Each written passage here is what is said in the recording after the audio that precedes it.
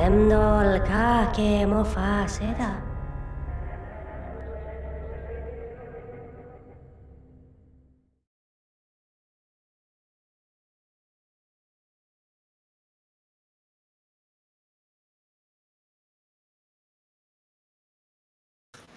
Welcome to Talking in Stations, a podcast about EVE Online, recorded on Twitch and Saturdays at 1500 Universal Time. Matt rolls off for the next 2 weeks, spending time with the family. No, that's not a code for he's been fired. We'd let him know by tweet if that were the case. But I'm Dirk McGurk from Sniggeredly and Pandemic Legion, and I'm your co-host today. Or I'm also the co-host of the Open Com Show, but I'm your host today, and I'll be joined by a slew of other people here, just to give you kind of a short version of Talking in Stations, while the Alliance tournament is on. So you know what? Without further ado, let's go through the introductions, starting from the top. Veronica, you go first. Hi, I'm Veronica. I'm in a Habit in Pandemic Legion, and I also run the EVE Mogul Financial Services.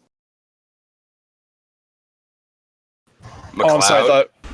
I'm McLeod. I am producer of this show, which got off to a bit of a late start. I'm sorry about that, personally. But I fly with the Imperium and with the Initiative. I'm Seamus Donahue, a member of the Education Department at EVE University, and apparently I cannot talk today. That's fine. Well, at least you didn't come in with a screech or a really loud noise, What's up, guys? Still here. I'm with, used to be with Test. I'm with Triumvirate. I'm a writer for INN, and I used to do the Ian24 podcast. And hey there, Tourist Stargazer, long time sufferer of Matterall. Hopefully Dirk will ease my pain today, but hiding in the dark because I'm a scruffy guy today, but I'm in Dice Corporation Northern Coalition, and here we go. And I'd just like to say right off the bat that if you guys are watching this and not watching EVE-NT, then you don't have to worry about missing EVE-NT because just like that. We're going to throw that up on the screen. And again, this is going to be a little bit different. This is not your normal Talking in Stations where we sit there and interview somebody and, get all really deep and, all that kind of stuff like Matterall does. This is basically going to be conversational format today. So no Xing up to talk. If you want to say something, just say it. But we are going to start off with the fact that the Alliance Tournament 15 is currently going on. And I'm going to tell you right now, freaking EVE-NT has stepped their shit up. I mean, this entire thing looks better than the actual Alliance tournament. I don't even know if we want to go back to CCP TV, in 2 weeks. I think that maybe EVE-NT should just keep covering this. Yeah, it's pretty good. I mean, I've been watching. I mean, I'm not involved with it. I nearly went up in Nottingham. A few people have gone up there to the studio, but they've hired out a professional studio up there. They've been planning it for 6 or 7 months, and it looks like it's really paid off. And I'm really proud of the guys over at EVE-NT. They've done a really good job. It's a very sick production. Yeah, I mean, even kind of the in-game coverage of the tournament itself, but also, I mean, that studio that they've got rolling there, I mean, Jesus. About like a minute or two ago, they put up an overlay that had one of the Brave Hounds fit on it, and they had, all the low slots, the high slots, like the value, the damage it took. I just thought I don't think that's something we've seen CCP do. That was really cool. I like that a lot. No. I didn't even know anything about that. I don't know where that whole ship viewer thing's come from, that ship fitting viewer, but that was pretty sweet. This might actually, to some extent, make it worth watching even more. What do they have over there? About 4,000 people that are watching at the moment, which is great for a first weekend of the tournament. Right now, we've got 2 matches going on simultaneously, basically, so you're only able to see one, but. You can see the other one, but it's being broadcasted by a German Twitch stream. So if you understand German, that's the one for you. But yeah, if you don't, watch it anyway. Give them some views. I mean, you don't really need to understand German, right? I mean, you can mute it and still get the effect, which is bars going up, bars going down, and ships disappearing from one side to the other. And stuff blowing up, exactly. Which is exactly why one of the thoughts for today's show was to actually do kind of a drunk simulcast, where we just get drunk and try and co-commentate the tournament. But it's too early in the morning for that, at least here in America. Yeah, I mean, Is that something we have like had drunk that. history? Well, no, not really drunk history, but like we were kind of wondering about like I know that we've had sort of like discussions here and there about going like, oh, we should do like commentary, but just like random commentary over like over the actual proper tournament, just for a laugh, and yeah, I like the idea. Exactly. Look at that control bar going up! Oh my god! Maxing the hell out of that. Maxing the hell out of the control bar. Well, anyways, yes. All right, so this year, Tibbs or whoever here who's got a really good handle on this. I mean, obviously, if you've got a really good handle on this right now, you're probably sitting on the desk at EVNT. But who are the top contenders this year? Do we think? Hydra, well, I would say be up there again. I think. I would say one of the things that Jintan actually put out. He put out 2 videos on YouTube today. Not today. Like he put one out last weekend and now this weekend. Like literally today, something. He did a top contenders one where he basically like these are the historically the best kind of contenders for the for AT15. And then like literally today, like today/yesterday, last night sort of thing, he released another one which is basically his favorite underdogs, like the people that you should watch out for kind of thing, because they may sort of throw a bit of a curveball into the mix sort of thing. So his top contenders were PL, Hydra Loaded, and the Tuskers. Kind of so basically the same. Basically, the same big 3 as I think every year at this point, right? Yeah, pretty much. No. But his underdogs, which was kind of interesting, were Phoebe Freeport Republic, Brave Newbies, and Test. Yep. And Brave Newbies have already started off with a victory, right? That's right. Kicked out Goonswarm in the first round. Kicked Goonswarm straight into the loser brackets. So that was quite an interesting one. That's for sure. But saying that Goonswarm have like historically been a bit hit and miss with their AT teams, and it seems maybe it's starting off to be an off year again, but we'll see. You can never count the Goons out. Maybe they're just doing it to get into the loser brackets for the meta points. You never know. Well, I mean, if I recall, Goons don't typically have a team, right? I mean, like in years past, there were a number of alliance tournaments that they were just not a part of. I don't think they fielded one the past 2 years. Definitely not last year.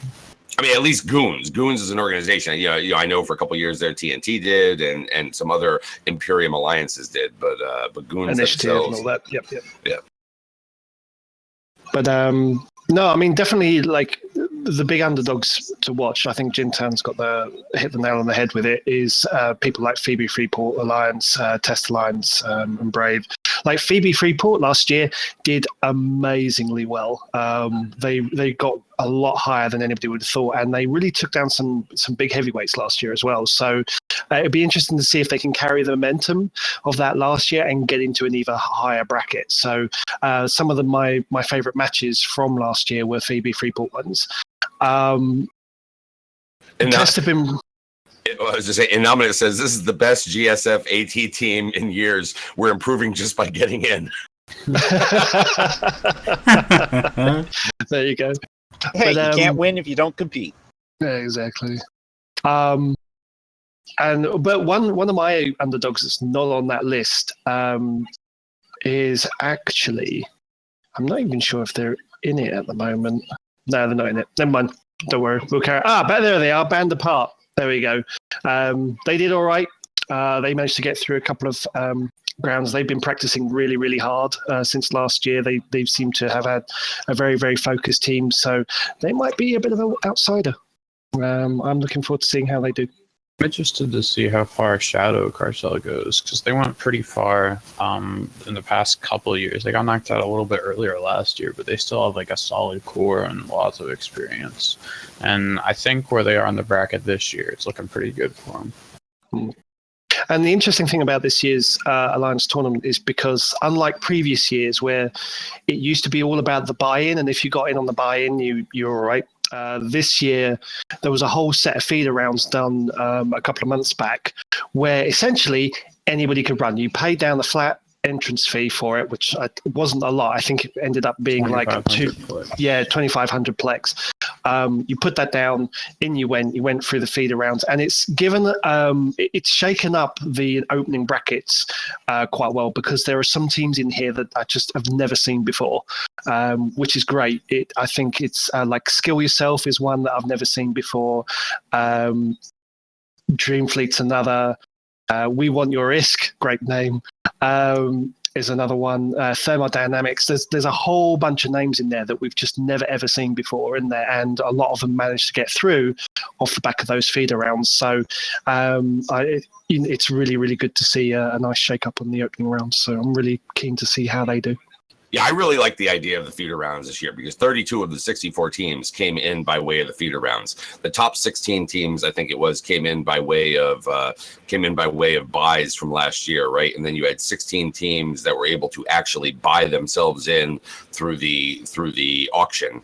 But half of the field fought their way into this, which is really the way I think it should be. I'm almost questioning now whether or not, even being able to have buys from the previous year is the best way, or does it not just make it better to just say, you know what, this is just a fight to get in, period. Even if you're Pandemic Legion or Tuskers or whatever, you got to get your shit together early and make your way in, just like everybody else. Yeah, absolutely. I mean, I think it was...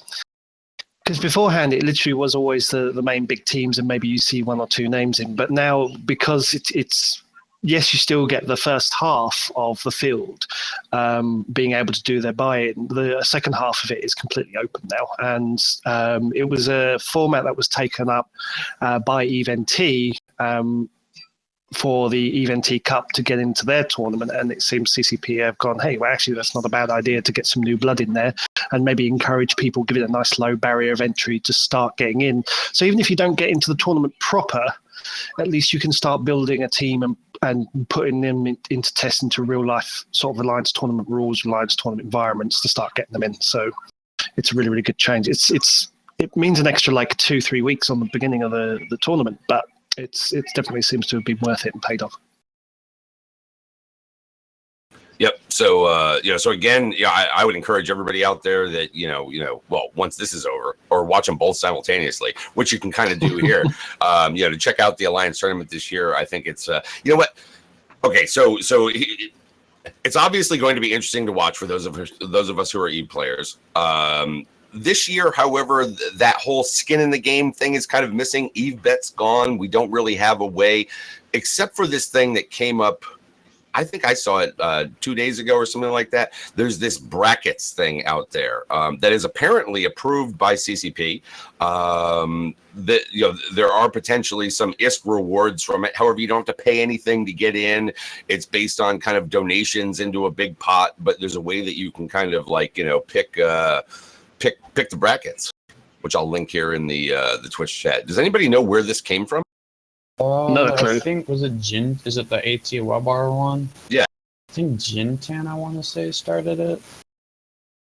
And I guess it's probably locked now, right? I mean, now that the tournament's, so I don't even know why I'm putting it out there. No, you can still select your picks for rounds that haven't happened yet, up until that round actually starts. Like, I started mine about 2 matches in, so I didn't get to pick for the first 2 matches, but I have the rest of my bracket filled out, and I'm getting checks or X's based on what I get right.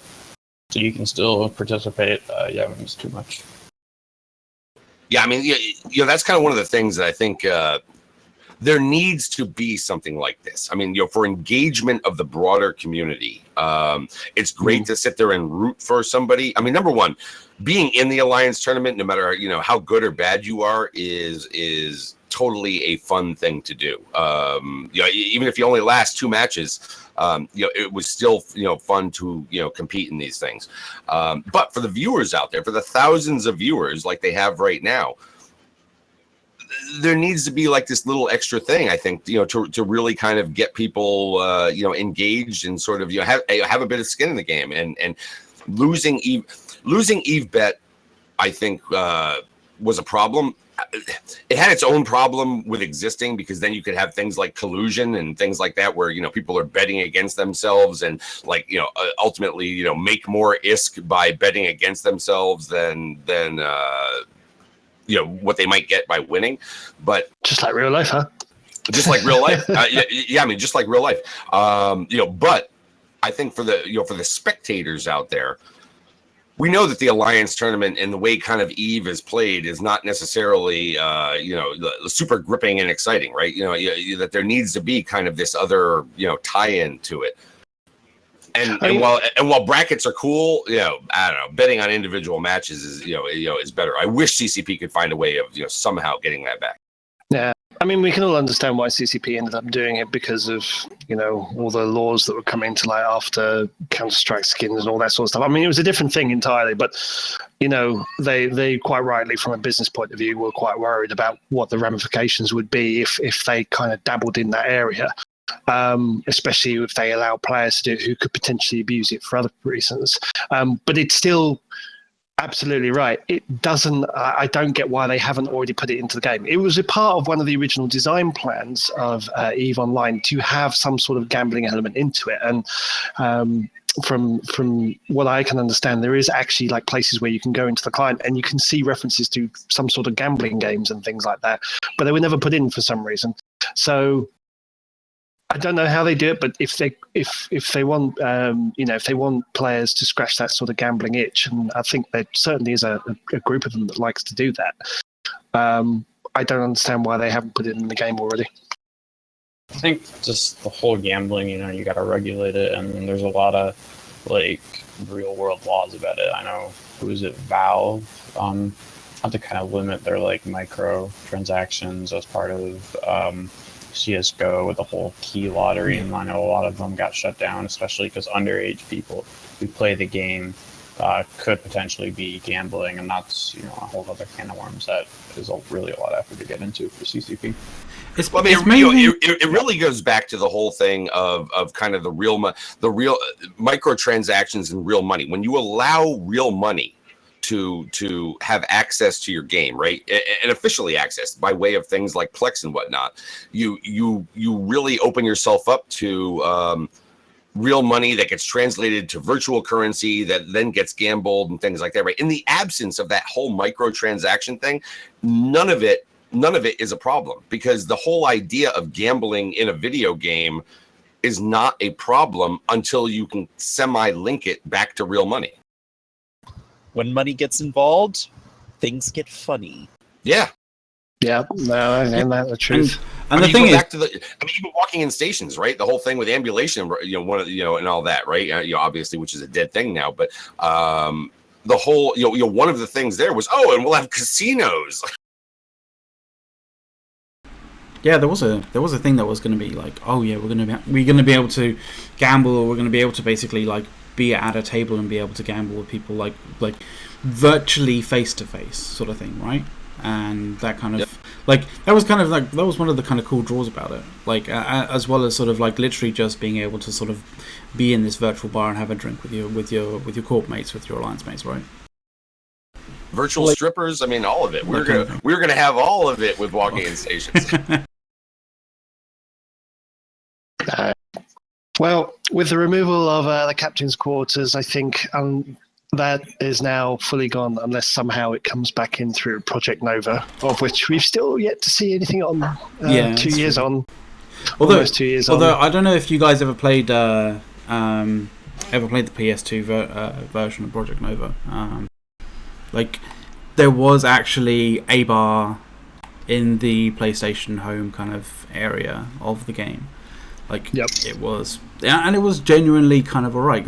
It wasn't that kind of single player experience that you have with like, you know, with the captain's quarters, like you literally walked around and saw other people, could speak to other people, you know, that kind of thing. So I found it so funny how like that existed, but we weren't able to put that together in a, you know, inside the client. Like I find that completely crazy, because it was a special part of the PlayStation Home app on PlayStation that was made specifically for the Dust beta. Yeah, where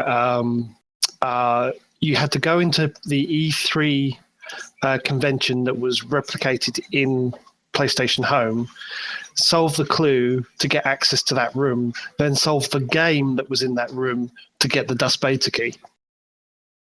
And that's what that was all about. But coincidentally, which is also the first way I started playing Dust, and then a few months later, why I started playing Eve. So the first time I started playing Dust was because I got 2 beta keys from Christoph Tuberg, actually. Like when at one of the Eve London meets, and we were drinking and, like, you know, randomly, drunkenly singing Foo Fighters at some random karaoke bar, I think. I'm literally watching the Eve NT coverage of the tournament while watching our stream, while having this conversation. So there's a bit of weirdness going on, but I want to comment again. I mean, like they just brought a chart up, on their big screen behind their freaking coverage desk, of apparently I think it was, from what I saw, the picks. The ships, right? Yep. Just an outstanding job these people are doing. I can't say it enough. How just how well they're doing this. Fucking props to Nash and like everybody there at Event. I mean, they're really doing a good job of this. Yeah, they literally have somebody. They should get some Ishikone watch skins or something. the thing is, to have that road again. The thing is, I think it's one of those things where, like, if you're actually renting out a proper professional studio and getting all the equipment and all that, like, it's one of those things where, like, either you double down and you make sure that it's going to be absolutely fucking spot on, right? Or you don't do it at all. Like, it's just one of the things. Either you double down or you don't even go into that. So I'm glad they double down because it looks fucking awesome. Let's talk about the skeleton in the closet real quick. My girl Rain, who's a co-host of co-host of Open Comms, she's a member of Event, and she's an Alliance tournament commentator. She lost a special ship, a very special ship, not just a special ship, a very special ship. But they all want to explain the story because I don't think I can. Well, hold on. My understanding of it is obviously she made a mistake. She undocked the ship and decided to test it, to test like the magic tank that this thing has. And she was doing that with Blue Melon. And apparently, again, my limited I've not really asked the question like please let me know what happened, because I don't really want to know what happened. And apparently somebody in the Keepstar decided that they were going to say, well, what the fuck, let's see what the Doomsday does. And Doomsday. And boom. Who would have thunk it that an Opus luxury yacht had an explosive hole in it? Oh dear. So the only thing I wanted to be on was a bit of a fly on the wall when she had to go back to CCP Logibro and say, I'm really sorry, I blew up that ship you gave me just for commenting on the Alliance tournament. Can I have another one, please? That would have been an interesting conversation. Yeah, apparently they were not enthused. But you know what? I mean, here's the thing, right? I don't necessarily know that I like the ISK amount that was put on that. 500 bill. It kind of seems like it was an invented number. It is pretty much. They're not traded. They're not bought and sold. I think really it should have probably just been as it was. I think when it first came up, which was no value or unknown or whatever the heck it was. It's priceless.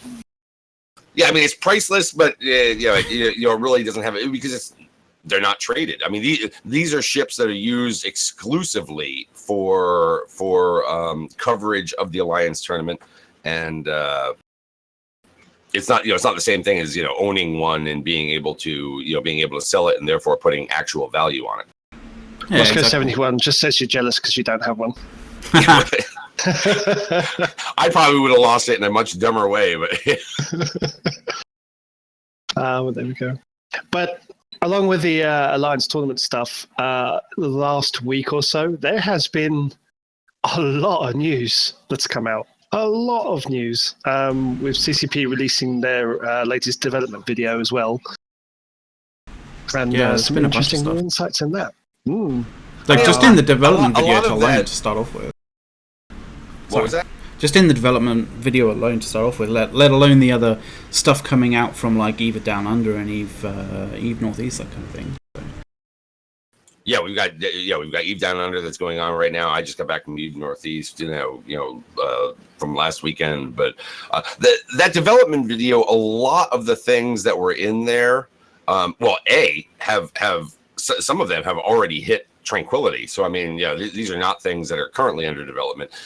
Some of them are. The change to the Blood Raider Satio has not only hit Tranquility, but has also been defeated by the Imperium already. So Again.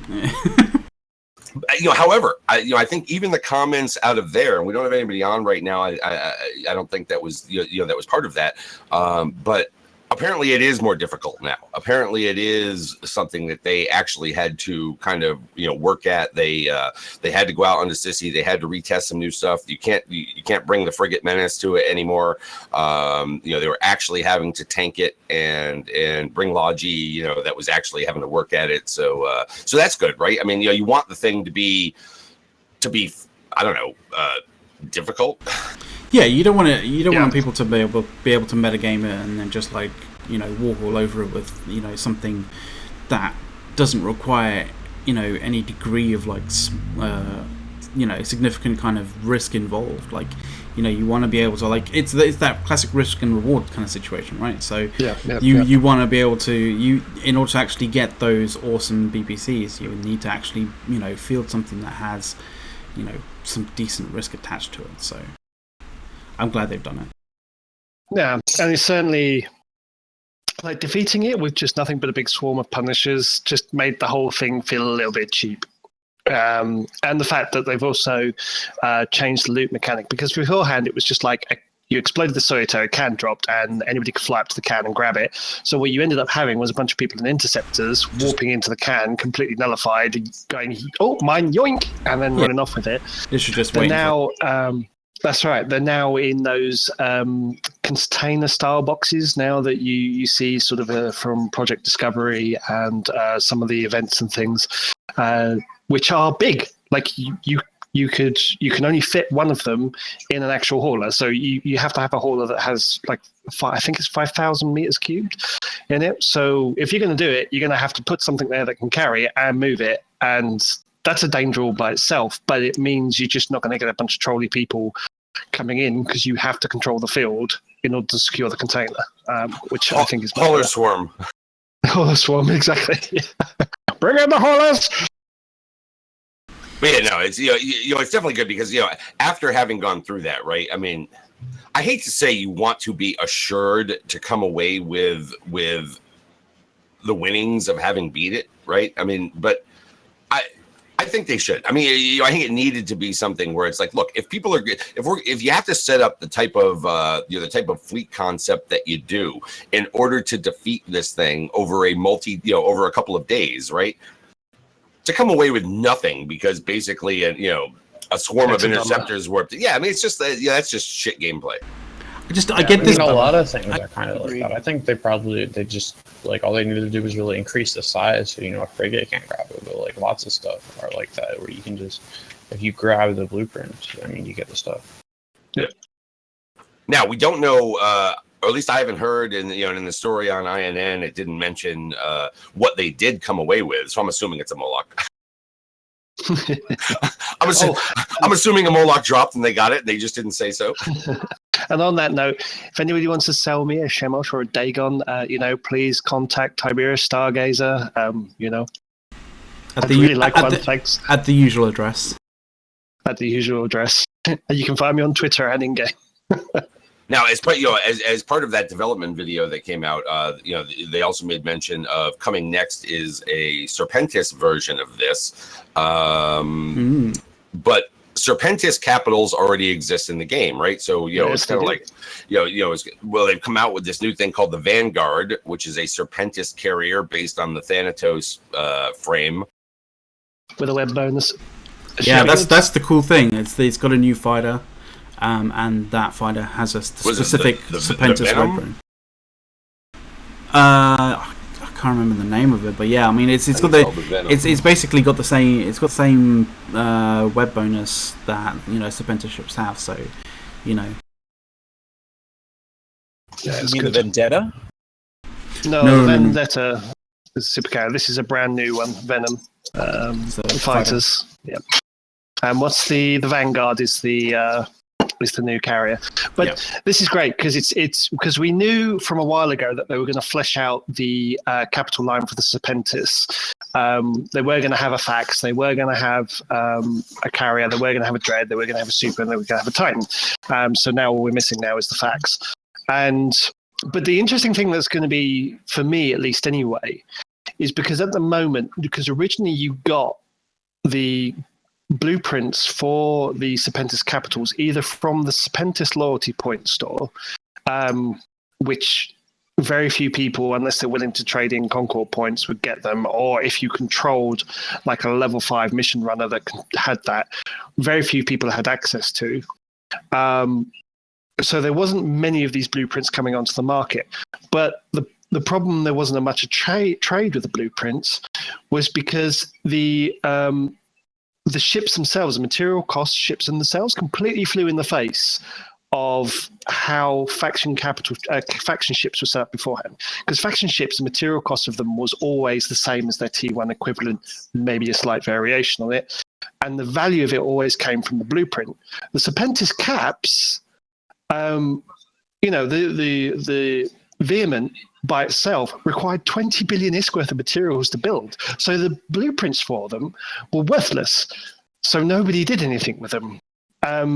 And it's going to be interesting to see if CCP change that to make them more in line with the Blood Raider ships. And if they do change that, how are they going to adjust it with people that already have these ships? Well, wasn't a big part of them like having the blueprint be cheap, but the minerals cost what? They get better insurance?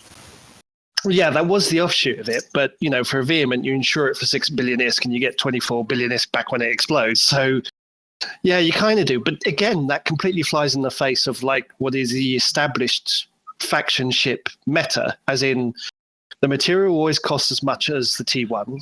When you insured it, you only ever got the T1 insurance back, and the value of the ship was in the blueprint that you had to obtain to get it, and that drove the economy for people to go and get the blueprints.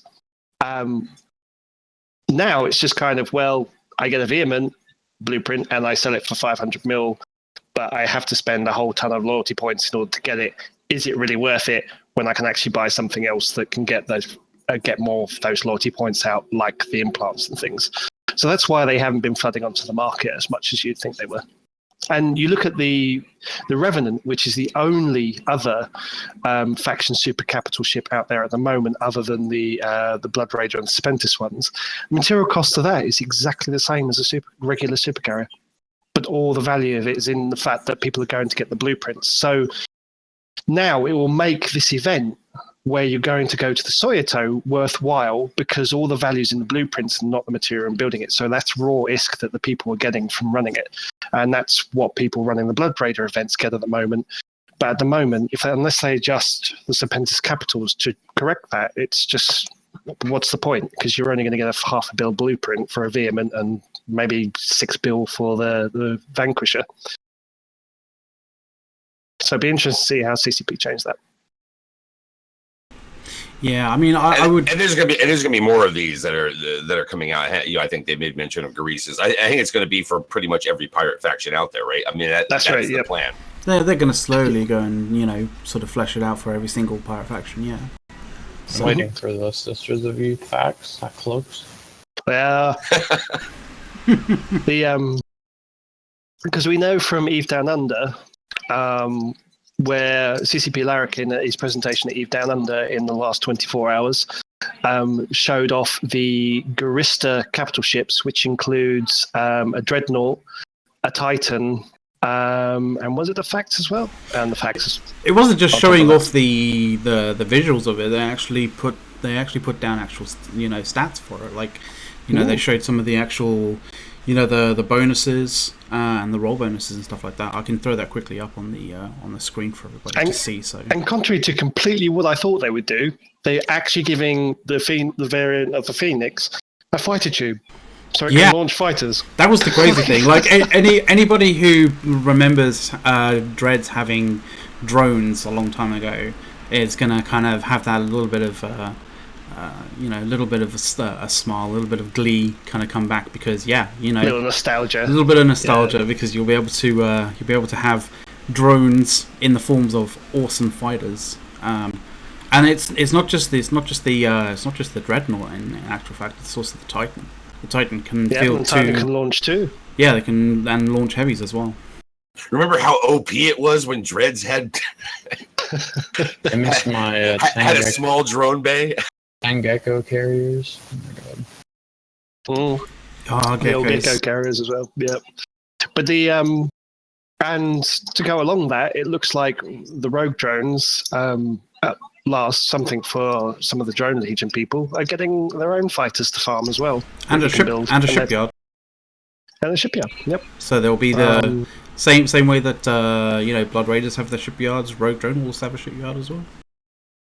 Yep. But and the most amazing one of them all that were revealed was the concept art for the new Angel capital ships. Oh. They look amazing. I can show a few of them up. So if you want to go through each one of them slowly, sort of thing, how you kind of feel about it. Yep. Like let's start off small and kind of like, shall we go with the carrier first? Shall we go with the Dreadnought first? Yeah, let's do the carrier. And then I mean, the good thing about I had this. Somebody tweeted this when I tweeted a picture of them. They said, "Why do the Angel ships look so different from all the other faction ships?" And it's because the Angel cartel stole Jove technology, which is why the material looks so different. Which is why all the other ships look so different in their line. It's because they stole Jove technology, and they've really kind of embraced this idea of making like super advanced looking ships. Because that carrier, that looks amazing. I don't know where. I'm not gonna lie. Like I have watched a few sort of sci-fi kind of series before, and like to be completely honest, to me that kind of looks a little bit like the whole Babylon 5 Vorlon ships, like. Yeah. Now you see it, because that's definitely a Vorlon ship right there. That looks amazing. But you see a lot of the DNA from other sci-fi in Eve. It's also very Confessor-like as well. Yeah, totally. But it's going to be really interesting to see what their bonuses are, because at the moment the bonuses for Angel cartel ships is a speed to warp speed, a boost to warp speed. So if that's the case, and then it has some form of tracking or damage bonus as well, I can imagine that becoming a favourite for sort of, the ISK farmers out in Nullsec, having that. Have a dread, have the carrier or dread sort of afterburner speed bonus. That one will be applied to the Sancha, which will be the other race. The Sancha ship. They would be really unique looking ships as well. Mm-hmm. But this is the first set of really unique capital ships, and probably some of the first new capital ship models since the faxes have come in. Yeah. Should we look at the Dread? Let's put the Dread up. Boom! That's so good. That really reminds me of the Didax ship from Halo as well. Yeah. With the Composer. That's definitely got cues and inspiration from that one. It reminds me, it looks like an Oracle almost, just kind of a little bit flatter and wider. It really is that kind of same vibe. That really is a badass looking ship, man. Just that whole freaking vertical, just front facing. To me, it looks almost like an elite dangerous Thargoid ship with about 3/4 with its sides cut off. Oh yeah, with the wings cut off on it. Yep. It does look pretty badass, I'm not gonna lie. But again, be Yeah, it interested to see the does. bonuses. I can imagine if they set these up right, they could probably make these as ambush ships, like the Macarial and the Cinnabal are now, which is, hunting down, chasing other ships and moving around systems quickly. So I can imagine that that's the role that these ships will fill, is very fast and agile, like response ships. And yes, Aerox, this is concept art at the moment. Yeah. Yep. This is concept art that was presented by CCP Larrikin at Eve Down Under in the last 24 hours. Should we just take a quick look at the Titan? Because it's kind of funny because the Titan is one of the ones that like people are either loving or hating. Like it's kind of strange. It's sort of polarizing.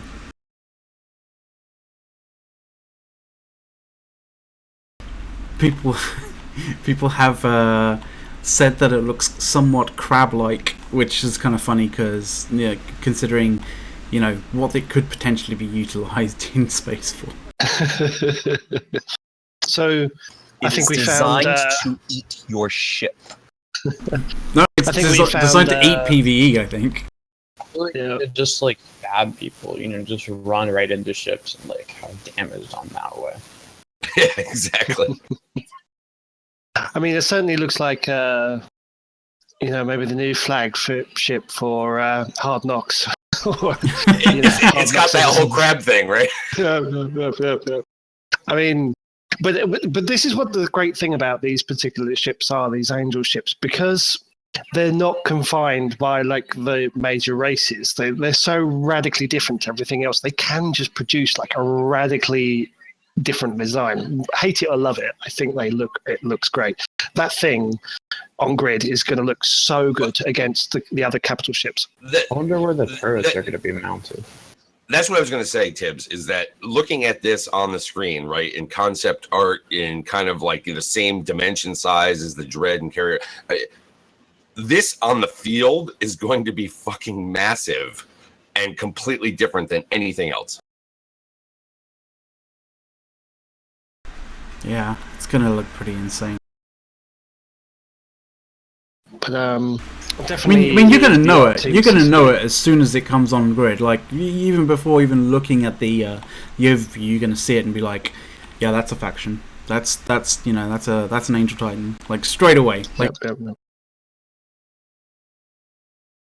Yeah, and especially when you can compare it now to some of the other ships, you just like, oh, that's an Erebus. No, wait a minute, it's a Vanquisher. So, or when the Agrissus ones, these will look so completely different. They're definitely going to appeal to the vanity people.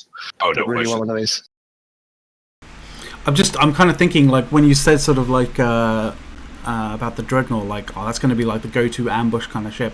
Like I'm just thinking like that's going to be the go-to Dreadnought for wrecking crew and stuff like that. This will probably be the go-to Titan for it as well. Yeah. Yeah. Fast warp speed, high agility, it should be pretty good. It gets a double bonus to warp core strength too, right? I don't know whether we actually know the actual like if it's we don't know any stats yet. I mean, we can postulate, like we can speculate about it, like considering the bonuses that like angel ships get in comparison to regulars. And now these are supposed to be coming by way of another one of these shipyards, yes? Correct. Yeah, in the same way. This is going to be some space people are going to want to move into. Yeah. I mean, this is something for like the health of Eve that I've always been a very big proponent of, in the various regions, with the exception of being the drones, which had very different NPCs from everywhere else. Didn't have really enough to kind of differentiate them.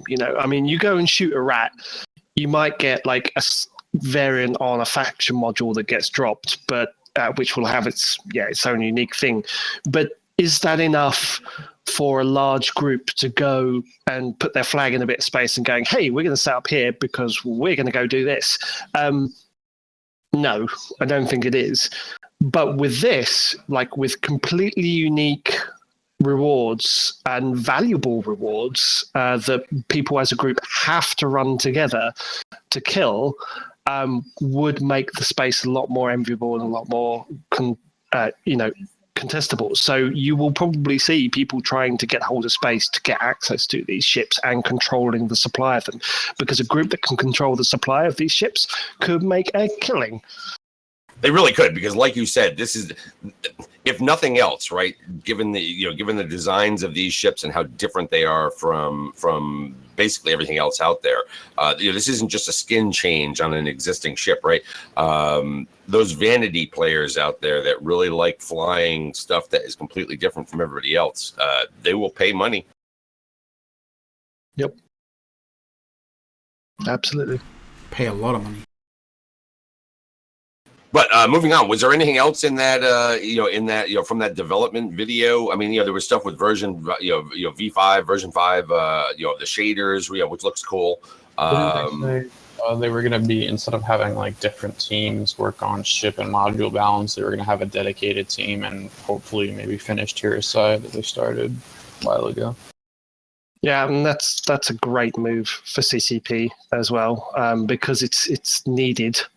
Is so needed, because we remember 2012 when they started doing the balancing, how good it was just to get every ship into its own niche, and that whole process is far from finished, and it needs a team to constantly do it. Well, that's just it. I mean, we know that balance is one of those things that it's just it's a forever process. It's never done, because by the time you've balanced some things and the game has kind of changed because of the balance changes that you've made, things become unbalanced again, and you've got to go back through. Welcome to MMOs. Exactly. Especially, other game companies don't really have this problem because their shit doesn't last more than a year or two. Yeah, and you look at some other MMOs, the way they do things. I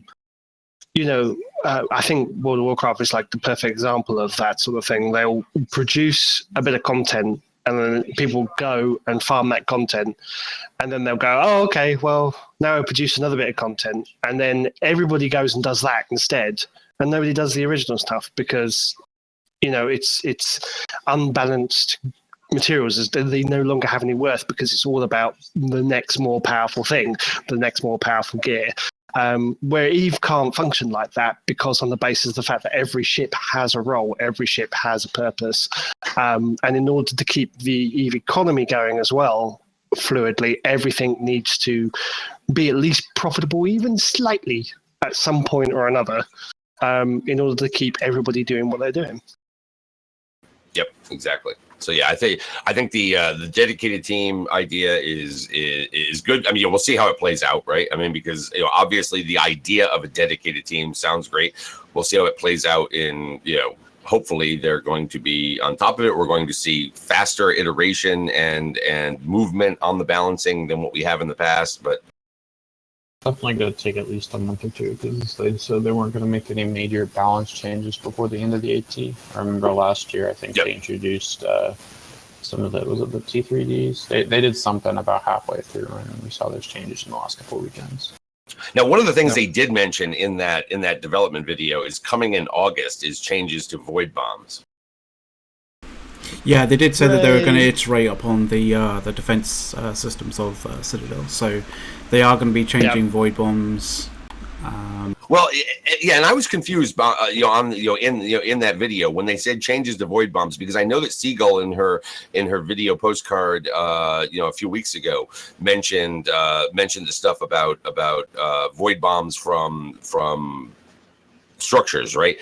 When they said changes to void bombs in this video, did they mean regular void bombs, or did they mean the structures thing again? They meant the structure thing, because essentially what happens is if you're trying to take a fight on the on a grid with the Citadel, like you get void bombed to crap, and the only situation where you can fight on that is if you bring a comp or bring a fleet comp that actually can fight capless pretty much, and that limits your options significantly. Oh yeah. So it's essentially basically Macarials. Yeah, essentially it's Macarials. Like Isn't everything just Macarials? Isn't the answer to everything Macarials? Well, if you speak to Naiden, that's all there is, Macarials. Macarials Online. Remember when it was Ishtar's Online? Yeah. Yep. But at the moment, they are pretty much the only ships you can put a really decent passive tank on, so you don't have to worry about active modules on that, and can fire gunless, and the guns will still hit, because you can't, like the other capless guns are missiles, but you can't use missiles against the Citadel because of the point defense kills them.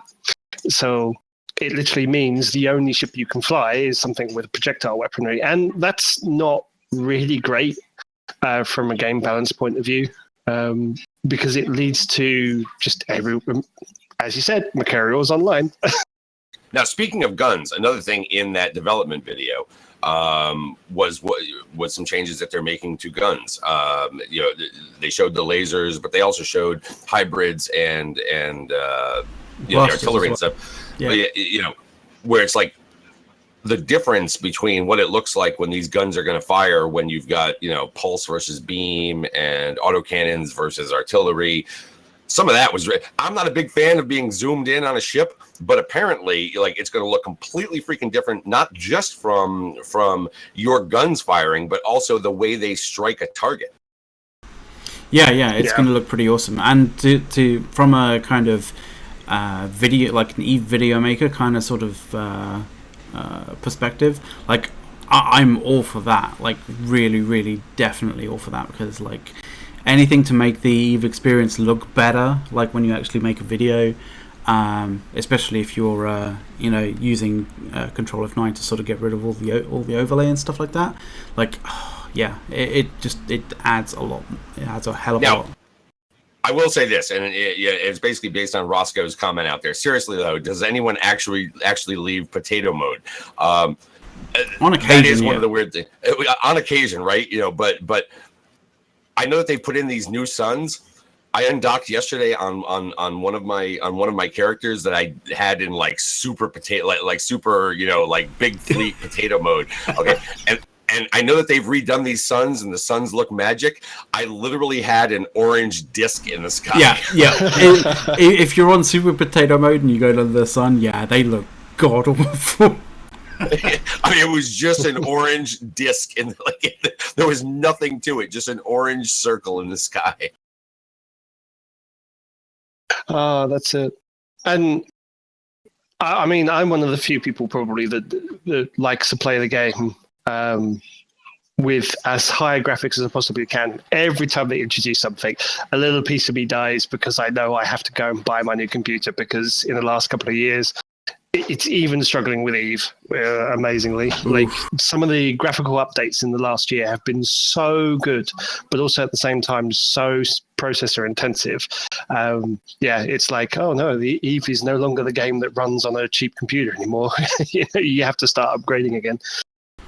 It was like really well with just memory and everything. Like, you can see that with multiboxing, it's definitely possible to run 10 plus accounts on one pretty high-end computer, but on low graphics you still get decent frame rate. So Tib, you haven't got your i7 7700K with dual 1080 ties and water cooled and everything like that? Like, what are you doing, man? Like, honestly, what are you talking about? I literally have no idea what you just said there. I just went super geek mode right there. I'm getting old, McLeod. I have no idea. Like, I just want to plug in the computer for the damn thing to work. Which one from Tesco's do I have to buy? Pretty much. Do they sell that at Tesco? They don't, but it was a bit facetious. Now, was there anything else in that I wouldn't say Project Discovery, but in that development video that there was a lot in there about art. There was a lot in there. We already covered the. Yeah, we did. There was a fair amount of art. There was a fair amount. On a little side note on what CCP is doing in respect of producing these videos and things, I love them. They're great, because it's always something great to have a video that comes out and provides a little bit of momentum and just say, hey, look at all the things we're working on. I mean, it might not come in the next update, but, it might come down the line. It's great to see it. But also something that they have been doing a lot recently is just like literally a couple of devs are logging on and just streaming Eve and messing around with Eve and just, interacting with the community and things like that, a la Paradox Interactive, Frontier Developments. They're just getting on and they're streaming, and it's great. And they've had hundreds of people watching their streams and like asking them questions. Oh, how does this mechanic work? And how does that mechanic work? And they're like, oh yeah, we do this and do that. Why did you change this? Oh, we changed that because of XYZ reason. And it's really great to see the devs doing this, and I really hope that they carry on doing it. They did it for Project Discovery quite recently, just again to prove that we're not bad. They're just as bad as us as well, running the thing that they've designed. That was pretty funny when they were doing their Project Discovery thing, because you're sitting there and he's like, he's failing as much as anybody else. It's like, oh yeah, there's plenty here, there's plenty here. Oh wait, I failed completely. Yeah, you're not going to learn how to do Project Discovery by watching the people who built Project Discovery. Well, and speaking of that, Tibbs, I think you wanted to comment about Project Discovery, and I think it was the agency. Were those the? So yeah, I mean, well, Project Discovery, I've been playing the hell out of a lot, mainly because NC Doct usually is nicknamed NC Doct for good reason. So I've been playing Project Discovery quite a lot to grind my way up to get that Marshal, of which that was one thing that was actually shown off on the video was the concept art for the Marshal, which looks amazing. It looks like some like cool shark type thing. But there was a dev blog put out. I say dev blog, it wasn't actually a dev blog, but there was a blog put out by MMO, which is the company that helps run the servers that do Project Discovery. And they're the people that basically put this whole thing together. They're the ones that came to CCP and said, hey, you know what, we can do citizen science through computer games. Will you be up for it? And CCP was like, yes, we'll do it. And Project Discovery for the last 2 years is the result of that. And they released the first stats. In the first 2 weeks of Project Discovery being live, 13.2 million classifications were done by CCB players. 13.2 million in less than 2 weeks, which is an incredible amount. Normally, it would have taken them months to get that number of classifications done. I mean, but Eve players, once again, I think it was more than the entirety of all the classifications from Project Discovery the year before in 2 weeks. What can I say? We love finding planets. Yeah, like 1 million a day. It's really great to see that the community's been so engaged in with this project, and clearly CCP have done something right as well, because you get the skins for every level that you go, and once you get above 25, you get 2 skins for every level. Then you get the reports. One guy, Uriel, who's a bit of a lore hound, managed to grind through 250 levels of Project Discovery in 11 days. 250 levels, like on one character? On one character. What the? Jesus. Yep. He must just be staring at star luminosity data all day long. Pretty much. Because, for me, it takes me 15 to 20 minutes to do a level. And they get harder as they go up. But yeah, he did it in 11 days. He got the specs. He put the specs on and immediately discovered there's a bug with the specs in the fact that they sculpt your face and don't retain their shape. Which is quite funny. But it goes to show just how engaged Eve players get with this sort of stuff. But then... I do have to wonder, though. I do have to wonder how many of those 13.2... how many of them are accurate? 13.2 classification. It's all no transit. Yeah, It's all no transit. I was gonna try and get a word in edgewise about this because it also reminds me of back when we were studying cells for Project Discovery, and a lot of players were just marking, "Oh, that's cytoplasm. Yeah, cytoplasm. It's not cytoplasm." And you're like, "It's not cytoplasm." But I think the good thing with that data is that they can tell immediately, because they don't just weigh it against all the data. They can weigh individually. Like they can who they can give away to someone one particular person's input, like whether it's high or not. So they can immediately filter out what is the nonsense and what is the good stuff from it as well. That's really important, though. That is really important because that basically means that, like, you know, regardless of what they actually, how they present it to players, it's not going to get gamed to the point where it's actually just redundant data that, you know, they can't actually do anything with, which is good. Yeah, I do wish there were better tools for project discovery. I mean, they have a detrending tool because sometimes the changes in luminosity are because of the star itself, but it'd be nice to actually have plotted 5-point, 20-point, 50-point moving averages, kind of like the moving averages you have for the price plots in the in-game market. You guys use the tools? I just pretty much hit no transit all the time. I actually try to analyze the data, strangely enough. I try to do that too, but like in situations where I'm literally like, I don't see a single thing, so I hit no transit, and it's like, yeah, you missed out these. It's like, what? How is that even there? Yeah, exactly. You look at it, you go, nah. Yeah, that's happened to me a couple of times. Yeah, it's like you failed, and then they show 20 transits up there, and you're like, yeah, I was never going to find that. No matter how much effort I put into that one, I was never going to find that. But also, certainly in the early part of it, a lot of the samples, that control samples they were giving, were actually broken as well. I wondered. Like there was some where I wondered about that. Yeah, no, if you went to, because there's a Project Discovery subreddit, and you looked at it, and there were people reporting broken, I know, Reddit, but there were people reporting slides that were broken and providing the number and showing the picture and what they put and what the result came up of. And CCP went in and actually like adjusted a lot of them because they went and actually had somebody look at them. I don't know why they were wrong in the first place. They shouldn't have never been wrong in the first place. They shouldn't have been wrong in the first place, essentially. But they went back in, they adjusted them all. So now it's far less frustratingly difficult to get a reasonable accuracy rating now.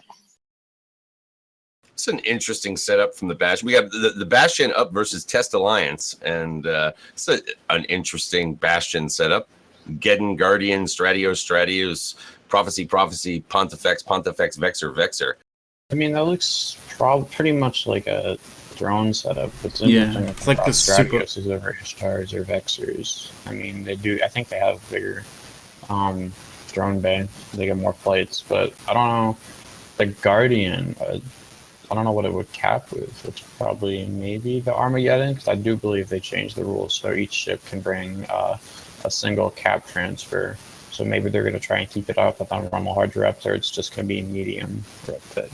And then Test, I flew with them a lot this year as part of their AT team. They got a standard Hi-Fi setup, which looks to be pretty good. It's pretty interesting because it does look like a fairly high DPS setup versus a pretty tanky setup. But has anybody been doing any of this agency stuff? I tried a little bit of it, but I'm a little underwhelmed by the login rewards. That's the thing, really. Like, when it comes to sort of rewards, like, I mean, it's kind of nice to do certain things, like, but, like, the rewards have to be kind of there for people to be incentivized to go and do it, you know? Yeah. Additionally, when I did it, it counted the fact that I had completed a combat-oriented cosmic signature, but it didn't count the fact that I ran it in a strategic cruiser. So at least that part of it seemed to be broken. It reminds me very much of the encounters kind of stuff, right? Like you've gone and killed a rat, congratulations. You've gone and done this, congratulations. It reminds me very much like that. Like, and I never really got into the whole encounters thing. I saw it very much in the sort of sense of like achievements in some games where you just play the game, and if you get an achievement, that's nice, fair enough, but like you just carry on regardless. Yeah, it's nice if you're already doing these sorts of things anyway. But I'm not logging in especially for the agency. Exactly, and to be fair, the only sort of fairly newish sort of PVE content that I ever actually took the time to go and do was actually the kind of the little rogue drone swarm kind of things. Like I don't know whether you kind of did any of that, Tibbs or Dirk. Like, I mean, I've the warp to site ones, like that we have had with the warp, like the Blood Raider ones, the Crimson Harvest, and things like that. I'm going to be a little bit controversial probably with this, but I don't enjoy them as much as I enjoyed the Shadow of the Serpent event. And I think, because for me, it's just like, go, blap thing, get loot, come back. And so many people run them anyway, the loot essentially becomes worthless. I tried the Purity of the Throne one for a while, got a bunch of skins out of that, and then I bought the remaining skins that I needed for very, very cheap. And so it never really engaged me with that. But the Shadow of the Serpent event, when they had that, there was like a nice shiny blueprint sitting at the end of that really long 80-hour trail, which did get me engaged. It did get me going and doing it and running it. And this could have had the potential to do that. The agency could have the potential to do that. There's a lot of the DNA from the Shadow of the Serpent event in there. But the reward's not there anymore. So there isn't something. The agency. Okay, so what we're seeing right now, the agency is basically their vehicle now for doing multiple things, right? What we're seeing right now is the introduction to the agency. However, this runs, I think, until August 8th. And then apparently there's another one that's coming in conjunction. It's going to change. It's still going to be related to the agency because that's their vehicle now for providing this kind of event content. But there's going to be another one that's tied into the Alliance tournament. And these things are going to run kind of like for 1 to 2 weeks at a time and maybe then go away for a little bit and then come back as something else.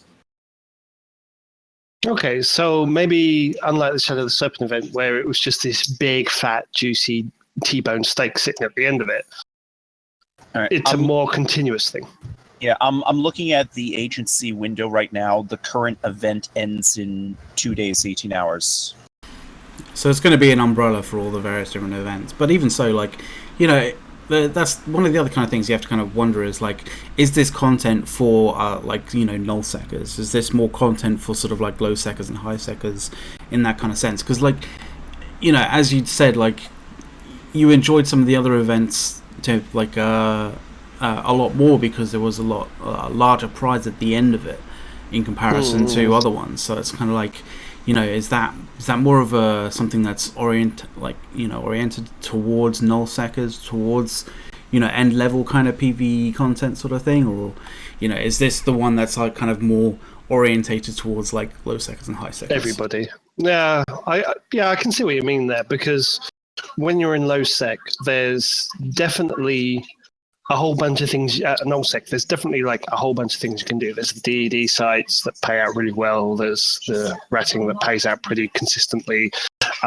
There's good mining and things. So there's definitely a lot of things. And the data and relic sites generally tend to be good, unless you live in drones, in which case they're kind of garbage. But everywhere else in the world, there's pretty good. And they should always be the benchmark for like levels of income in EVE.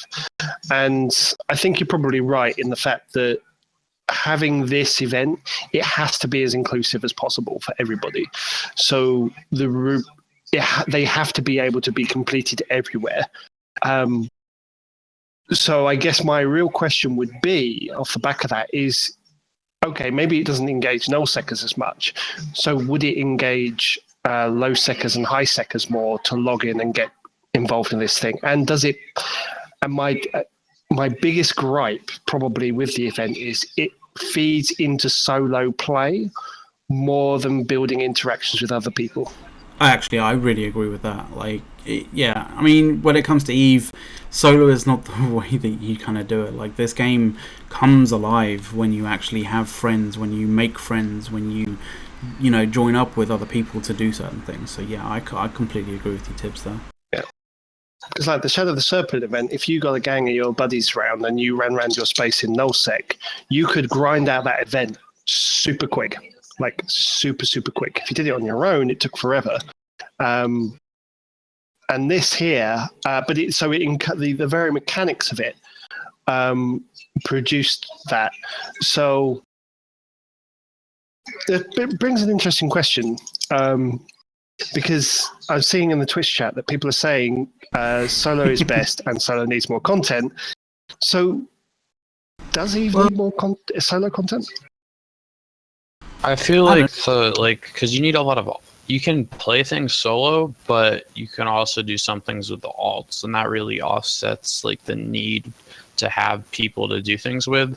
Because I think there are probably very few things, maybe outside of PvP, that it is more efficient to do things with friends than it is to do things with alts and just keep all the money for yourself. That's a very good point. Like I do remember. Sorry, go for it. Well, no, I was just saying, that's kind of the weird balance problem that they have, right? Is that if you create something that is truly engaging on the solo level, how does it scale, right? Or if you create something that is truly engaging on the kind of work with others sort of thing, how does that scale back to the individual who's now just running it at a super high level of efficiency and like the biggest ships possible and all that. They've always got this kind of weird balance thing that's going on, and it's one of the things that has led to apparently there's a problem with super capitals ratting and shit. No, there's no problem with them. There's no problem. No problem here. Move along. But this weren't the ticks you were looking for. Yeah, exactly. I do want to move on to here because we are kind of coming up on time. And one of the things that I wanted to discuss today, look, I invited Iron Bank to come on today, but he was working. Everybody knows that the price of Plex is rising out there, right? And it's been rising quite heavily, really since the announcement that they were going to do the Plex split. But on top of that, there has been discussion out there that there's Plex manipulation going on, that people are actively trying to manipulate the Plex market in order to drive prices higher. And he was one of the ones who was publicly commenting about this, both in Reddit and on Twitter. He couldn't come on, but Jeronica's here, and he kind of knows some of what's going on. And I do have some comments from Iron Bank that he gave me in writing. But it does appear that at least from what he's saying, okay, there is, let's call it a cabal. There is a group of people out there with trillions in their wallets who are working to attack Plex, basically push it so high that CCP has to take notice. That it's basically a big FU to CCP that this is what they're doing. Jeronica, what do you know about this effort? So what I've been told is all down the grapevine. So what you have from Iron Bank directly will be more accurate. But for the past about over a month now, I've been hearing that some people are trying to raise the Plex price because they're pretty unhappy with the way that EVE is. So the idea is you would drive it up enough to get the lower level players who can't afford a $2 a month Plex to kind of drop out, and that'll wake up CCP's eyes. At least that's what I've been hearing anyway. And and people who own Plex, okay, might be happy with the fact of Plex is rising because if Plex rises and you're sitting on a fat stack of Plex, then it's good. But the problem is, right, is that for the health of the game, let's say, super high Plex is not necessarily a good thing. Number one, for CCP, it means that fewer Plex need to be purchased by those that are out there who actually buy it for real money to trade for ISK, because it's not like everything else is going up in value in the game. Nope.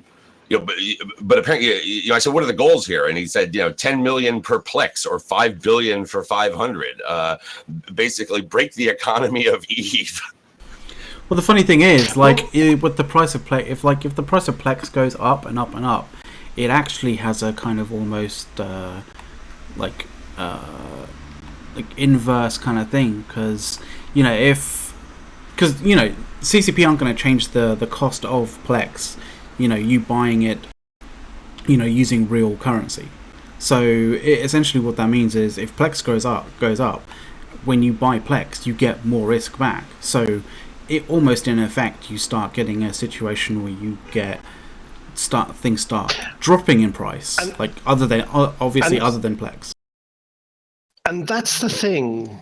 I think that's the thing that boggles my mind about the whole thing, because I've quite frequently and for a long time I've always subscribed to the idea that I will never really I won't buy Plex. I have done it a couple of times because I've wanted to get the shiny thing, but I won't buy Plex to get ISK in game quickly. But now I'm starting to get to the point where I'm thinking, well, wait a minute. If I do that extra hour at work and I can go and buy my Plex for my extra hour and not have to grind. Basically, I don't have to grind for however long it takes me to get 1.5 billion ISK, to get a 100.5 billion ISK.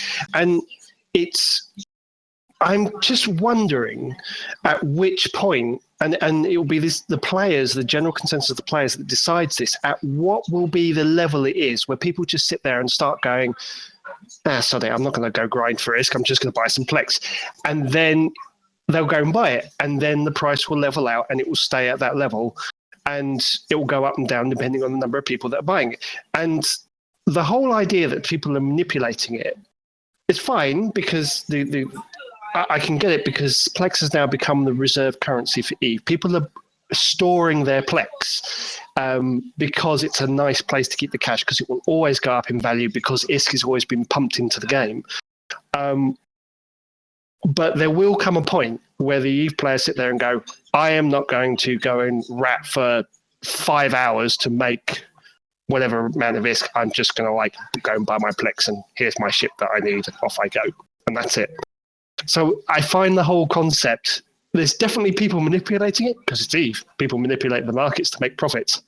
I've got 100 billion ISK in Plex at the moment as well. But I think the whole idea that people will eventually break the economy is just a bit obscene, to be honest. Well, I don't think it's so much about breaking the economy, and I want to get to a comment. Well, I'm going to get to a comment that Gollum made out there, but I don't think it's so much about breaking the economy. I think it would be very difficult to break the economy, right? I think it's more along the lines of look, we've got a number of wealthy people in this game, but more than that, we've got a number of people who've been playing for years who have reasonable amounts of wealth. Let's not say crazy amounts of wealth, but reasonable amounts of wealth to where they can sustain, even if they are plexing or whatever, even higher prices for these things, right? But the whole attraction of new people to the game, right? Then it becomes a little more difficult, because they're walking into a situation where this one thing is could potentially become out of reach for them, Not to say that people have a right to Plex their accounts. They do not, right? It's not some basic human right that, that you should be able to play to pay. But it does create a bit of a hurdle in that regard for kind of the attraction of new players. But I want to get back to what Gollum said here. That is, the logic is wrong that higher Plex leads to lower ISK prices. If you get more ISK for Plex, then you have more ISK and are willing to pay more ISK for stuff. Okay. Except for the fact of that's not actually how it works in EVE. What we have seen is the only thing that truly rises over time in this game is Plex. Okay, and now with the whole skill injectors, extractors thing, that's all tied to the whole RMT side of things. Everything else remains just as cheap as it ever was.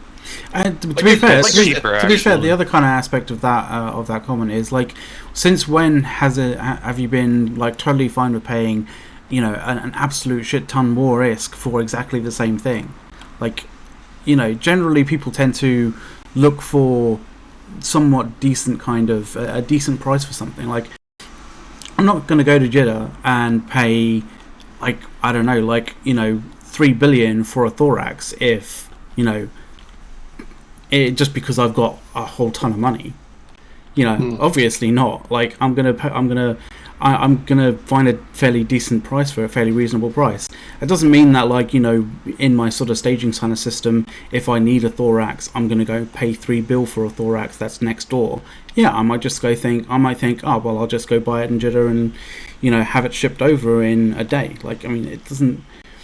you know, I don't see the logic of, oh, I have a shit ton more risk, I'll just throw money at the problem. And you're right. When I don't need to, you know. You're right in that fact as well, in the fact that the material, like ships and modules, their prices is not dictated by the amount of ISK sloshing around in the game. They're dictated entirely by the supply of the materials to make them. And it's availability versus desirability, right? It's the amount of amount available versus the amount of people who want to actually buy it. It's not technically the amount of ISK that's in the actual system. Now, somebody out there said, I'm going to see, where the heck is it?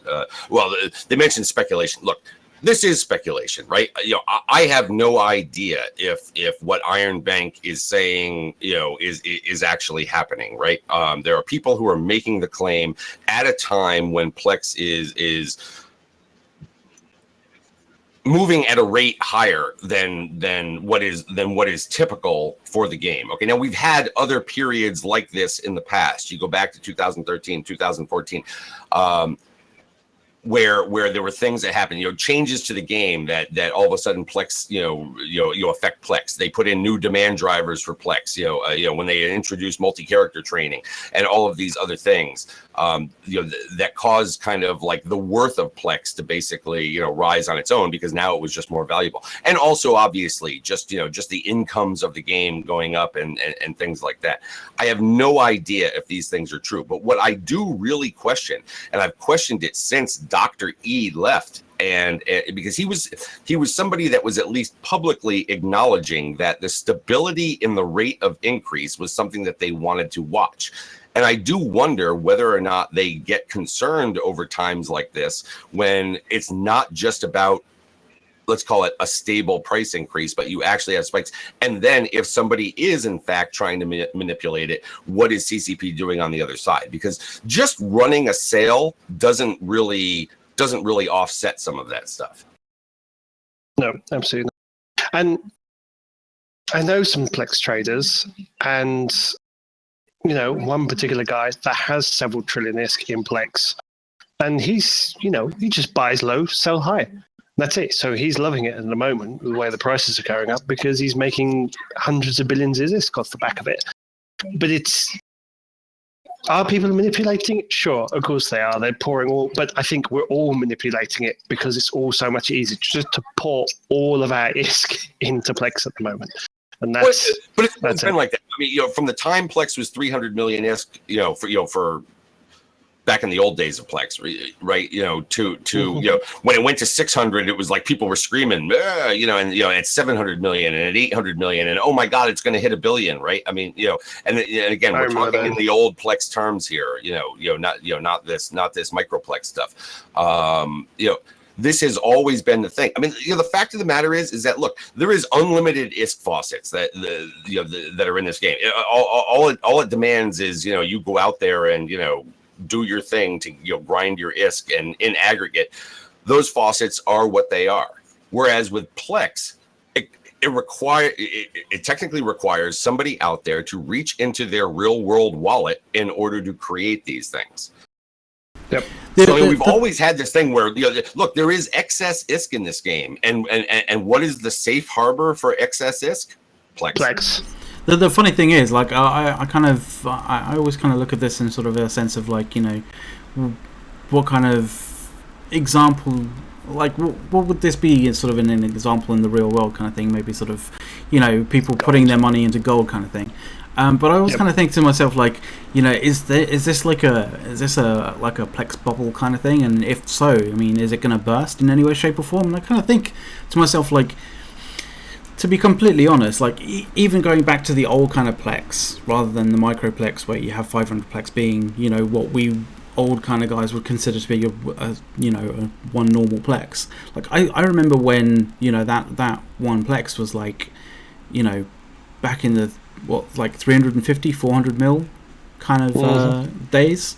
Like, I mean, it is kind of like slowly going up. So I have to kind of wonder, like, is there ever going to be a burst to the Plex bubble, or is it just going to keep on slowly creeping up? I as long as people keep grinding ISK and pumping ISK into the economies, that's all that's going to happen. Like, they've introduced a lot more like drains for Plex, and more people are playing the game, so more people want to buy Plex. But I don't know if the source of people actually buying Plex has gone significantly up. I guess it's just I think maybe it will get to a point where there's the equilibrium of is it worth it just, you know, going in and, like, as you said, Tib, earlier, like, you know, doing that extra hour of work so you can go and spend that hour that you get from, you know, from your employer to, you know, throw into the game in order to get the Plex, in order to get the ISK, rather than, you know, spending the hours to grind the Plex or grind the ISK that you need. So there's that kind of that equilibrium point where it's actually more worthwhile to do something other than grinding ISK to get ISK. Right, which is true for those of us, you want to say those with jobs and discretionary income, right? Yeah. Now, you know, a college student doesn't necessarily have that same thing. You know, somebody who's unemployed doesn't necessarily have that same thing. If you're living in a village in Slovenia or something, maybe, you know, it's like, you know, maybe you're the grinder who's generating the ISK to buy the Plex from somebody else, right? I mean, and nothing against Slovenia. You know, the first lady, I think, was from there or whatever, but... I mean, there'll always be that difference. But at the end of the day, I think being subbed with Plex doesn't have quite the same connotations it did before, because if you run out of time, you just become an alpha again, and you can still go out and grind it. You know? In an alpha ship? I mean, come on. Yeah, I know you and I cry. You get into a drink, man. But there's Time no to find some evidence. Feldspar. But to be honest, I think, and this is my personal opinion, it's not really anything else. I think if you're honestly just playing this game to grind for ISK and nothing else, to pay for your Plex, to play this game, just seems like the most bizarre concept to me. Sub to the game, earn your ISK, keep your ISK, invest it in Plex. You know?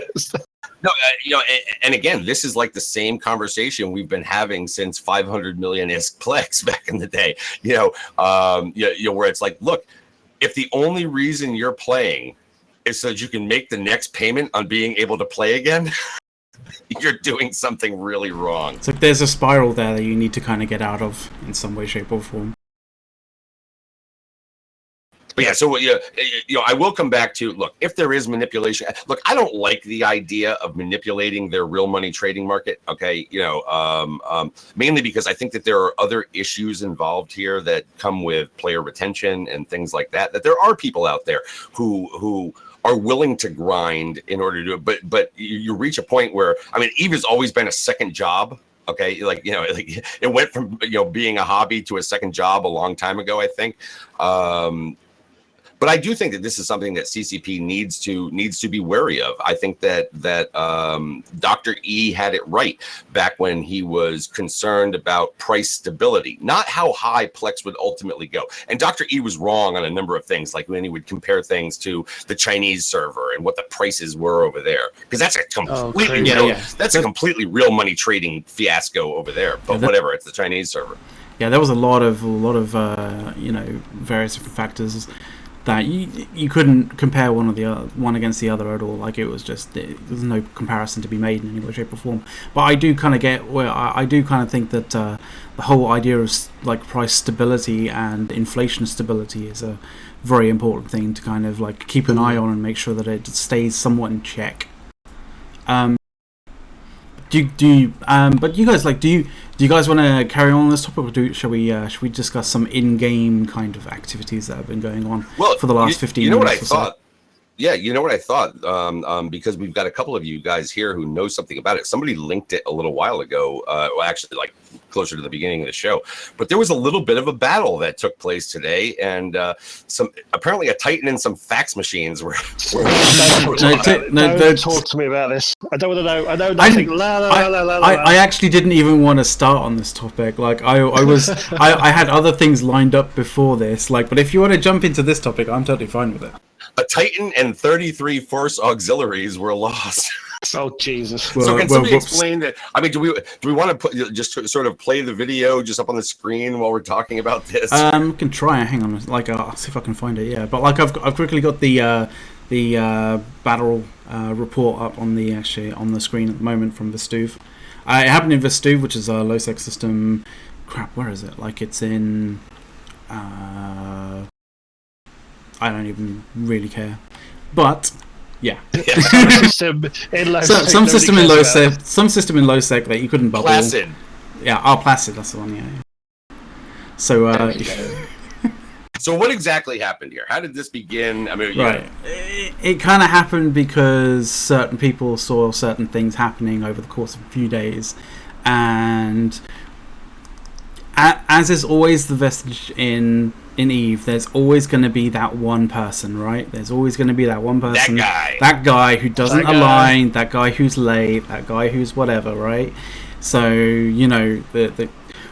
it was basically done on the assumption that there's going to be one of those guys, and it seems as though snuffed out and in it caught that one guy from NC.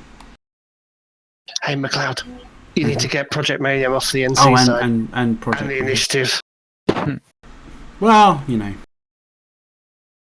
Just a hint. we just jumped on it. Whatever. So it turns out that I was just kind of getting stuff all ready for lunch when there were pings coming in. I was like, whatever, it's probably going to be nothing. Come back.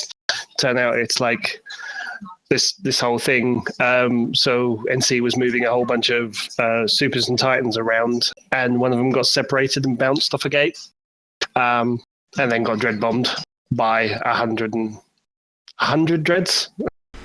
I'm not entirely certain how many, but yeah, a fair collection of dreads. A fair collection of dreads. Basically, before anybody could turn around and come back and walk back to that Erebus, it was already dead. And Fax Force Auxiliaries were landing on grid to face 80 to 100 dreadnoughts and just going, well, this is fun, and exploding immediately upon landing. If you jumped, you're dead. It was very much a case of it was dead and pretty much as the first Force Auxiliary landed to sort of try and rep it up, and then just more and more Force Auxiliaries landed just repeatedly and just kept on getting almost instant, close to instant, but yeah. It was a bit of a bloodbath. My face was palmed quite hard at that moment. I can imagine. So, yeah. Situations were reversed, mine would be too. But you know what? All due respect to Snuffbox and Initiative, Snuffed Out Initiative for setting this up, because it was perfectly. It was out of all the traps I've seen with the dread bombs done. It was so well executed, because the first bunch of dreadnoughts came in, killed the Titans. As soon as reinforcement arrived, more dreadnoughts landed on grid and started killing all the stuff that was landing on grid. It was very, very well done. It was very, very well executed, and all the initiative dreads and Snuffbox dreads got out, bar 16 of them, which is just ridiculous and just shows how bad NC is at tackling anything, essentially. Well, you did have some interdiction going on in other systems to actually prevent some of the majority of your Titans to actually just jump on that situation. So, there was more going on than just what was happening on that grid, to be fair. Yeah, absolutely. Because there were dictators stopping things from warping away on in other systems and things and jumping out as well. And they lost a Titan on that grid too, but we won't talk about that one. Well, the Titan was going to die there, right? I mean, it was dead already. It was just everything that came after it, right? That was the funny thing. Literally no way. That was the funny thing. So that was a moment. But yeah, you're looking at that video now, and it's literally just explosion after explosion after explosion of Force Auxiliaries just land on grid and get exploded. So yeah, good job, Snuffbox Initiative. That was really well done. Now, Seamus, you had something related to Eve University that happened? Yes. So recently, Eve University discovered that that one of our former war targets had assets, including an ASBEL in a wormhole system. So we quietly set up an operation to evict them from that wormhole system, and that went off successfully. And that was about 2 or 3 weeks ago. And the after action report is open to the public. I'll put a link in chat. Well, that's always kind of interesting because, like, generally when you sort of think of wormhole evictions, you don't generally tend to think of, sort of like high-sec or sort of like university style kind of things doing such a. Sorry, McLeod. Apparently, I don't have permission to put link. I'm gonna get. Yeah, just. boss you. That sucks. Just chuck it into the channel and we'll. Yeah, I threw it. There we go. Yeah. So yes, that was Operation Corrigan, and we finished that about 2.5 weeks ago. Eve University does this from time to time. We'll occasionally discover, oh hey, some current or former war targets have stuff in a wormhole somewhere. And then Titus, Director Talang, starts rubbing his hands together with glee. It's like you're finding someone's secret stash, right? It's like finding someone's secret stash that they don't realize that you found their secret stash. So it's kind of very, very gratifying to sort of to nuke it. Yeah, we have the scout tell us where the current connections to K-Space are. We flood the wormhole system with lots of newbies in new ships, get hull control, and then basically lay siege to everything. Just fantastic. Yeah, I was not personally. Yeah, I wasn't personally on this operation, but since I joined Eve University, we've done this at least several times. Sorry, someone was going to say something? Please nope. What else we got going on, eh? We had, was it a drunken roam? Was it a drunken cap roam by Goons or something like that happened? Or was it something else? Yeah, last night, Boat did a drunken capital roam. I think he had about 80 caps in the fleet, and went on a roam and went down into I'm trying to think of where the hell it was now. Went down into FCON space somewhere and and had a bit of a slugfest. Oh my god, it was no, number one, they were drunk, at least Boat was, and yeah, it was. I think it was probably at least the biggest capital roam that I've ever witnessed. And he streamed it live and without a delay, and it was like people knew where it was, and FCON got in there and engaged and dropped it. And I mean, to be fair, you have to kind of look at this sort of battle report in the context that it actually was. It wasn't one of those like strategic events or anything like that. Any kind of there wasn't an objective in mind. It was just basically like a bunch of people had a bunch of caps and they thought, fuck it. Let's go literally have some fun with it, So, but even so, 114. There's 114 billion-isk to 42. Pretty good, but even so, just another night in Eve these days. Just another night in Eve. Get those Rorquals those Rorquals heated up to mine some new dreads. That might have been already replaced. Already mined. Already replaced it. Sorry, we're hitting our cap on the amount of items that we can have in our stations, so we need to kind of make room. But yeah, there was that. Yeah. There's a video to that as well, which I can play. But we also I mean, he did it live on his show during during the boat show right before Open Comms last night, and we let him go a few minutes extra just to kind of finish it out. But yeah, I mean, like, tweeted out about it ahead of time, ran it live. That's pretty awesome. So the video that's running right now is basically FCON's kind of view on the whole thing. I believe anyway. So you've got both perspectives. Now you have this video, which is the perspective of FCON, and you also have, if you want to go back on this channel and go back to Boat's stream before the Open Com show, and you can see both perspectives of it, which is always quite nice. Having both perspectives is really good. Yep. But yeah, I don't know. You know what? Maybe it's time to wrap it up and get off to watching. I think the Alliance tournament's going to be coming back in just a few minutes, so maybe now's a good time to. They have a they have a count. Yeah, they have a little countdown going, so they're going to be back in approximately 3 minutes. So yeah. Nice. Yep. So yeah, so why don't we do shout outs? Jeronica, you got anything you want to shout out there or final comments? I'm just kind of upset that Skill Yourself didn't get their win today, but other than that, no, not really. I didn't check to see whether Initiative won. God damn it.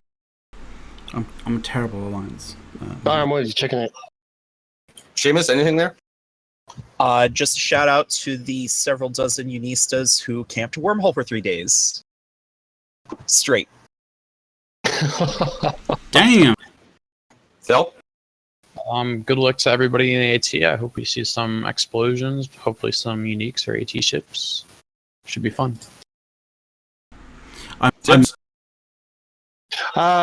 Again, well done to all my friends over at EVNT for putting on a fantastic Alliance tournament show. Hope it continues to go all nice and smoothly for you guys, and well done to all the competitors in this year as well. From what I have seen so far, it looks like it's going to be an amazing tournament. Best of luck to all the new people in the North tournament, and see, I have faith. We're going to take it this year. Let's do it. And that's pretty much it. Oh, and thanks, guys, for losing a Titan this morning. Nice one. In style. In style. McLeod, you don't usually get to say anything because you're I know. Not usually a participant on the show. So, thank you for both, pushing the buttons today as well as being here to talk with us. Oh, thank you very much. I don't generally tend to have a bit of a say on this show, but I do apologise for the late start on this this particular episode of Talking Stations. But sometimes technical difficulties do occur. So, but I just want to shout out to my Init bros, to T-Grads, to Snuffed Out and Project Mayhem for this morning, and also to Northern Coalition and to Mercenary Coalition for providing targets of opportunity for us. Yeah, McLeod is always doing a lot of running around behind the scenes to make sure this show goes smoothly. And you know what? It was something I commented last night on Open Comms about how this show has a producer, and it's like, it's one of the main differences between Open Comms and this one, is the fact that he's got stuff up on the screen and whatnot. It's like, he works all this stuff in the background. And it really does make a big difference. But you know what? I got to throw in here the part that Matterall throws in about, if you'd like to support the show, he'd greatly appreciate it. We would greatly appreciate it, from the team, so follow, subscribes, bits, donations, whatever the hell it is you want to do. If you're listening on the podcast, you can contribute through patreon.com/Matterall. Definitely helps to support being able to put it out as a podcast, especially now that SoundCloud is apparently going the way of RIP SoundCloud. I don't know. Thank you, everybody, today for putting up with the fact that I was hosting this show. I will tell you, it is, only a few hours past Open Comms, so therefore it was a little difficult waking up for it as usual. But thanks for everybody for coming today and contributing. This went way longer than what I thought it was going to, because but this is what happens when people get in a room and just start talking about what's going on in Eve. As much as we don't think there's stuff going on at Eve, there's things going on in Eve and around Eve and everything else. So it's certainly been a good week for stuff, like lots of new things to look at, lots of content going on, lots of people exploding spaceships, so it's good. But if you thought the show was rubbish, please direct any complaints to @DirtMcGurk on Twitter. Thank you. Just send it to Matterall. Dirt don't give a shit. Nope. Anyways, thanks everybody. Thanks for listening to Talking in Stations today, and go check out the Alliance tournament. It is once again EVNT doing a bang up friggin' job over there. So props to them. Hell yeah. Fly safe. And that's twitch.tv/Eve____NT_. I've had so too many terrible viewers. at this. God, my God. Damn it. Twitch.tv/Eve_NT_TV. There's a professional doing it right. This is why he's a producer, because he can do things properly. For every underscore, take a drink. I'd drink to that. Yep. Anyways, thanks for watching, and we're out. Later. See ya.